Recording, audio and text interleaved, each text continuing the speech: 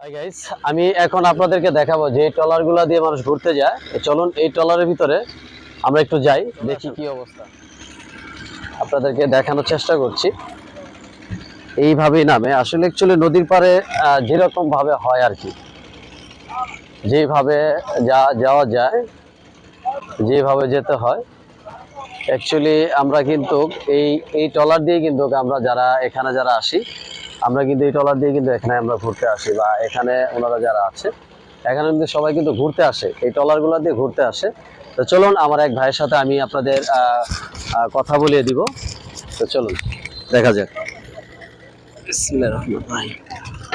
আসসালামু আলাইকুম ভাই। ওয়ালাইকুম সালাম ভাই, কেমন আছেন আপনি? আলহামদুলিল্লাহ।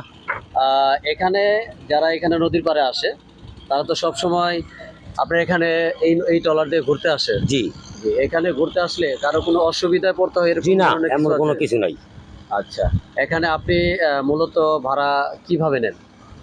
অর্থাৎ এই গড় টাইমে 300 নেই, 250 নেই, শুক্রবার দিন, শনিবার দিন 400, 500, 600 চলে।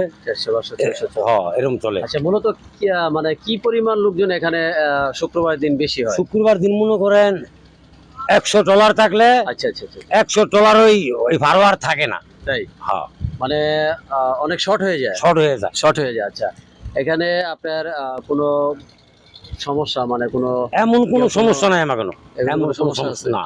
আচ্ছা, আমি ওনার সাথে কথা বললাম যে এখানে কোনো সমস্যা নেই আল্লাহর রহমতে।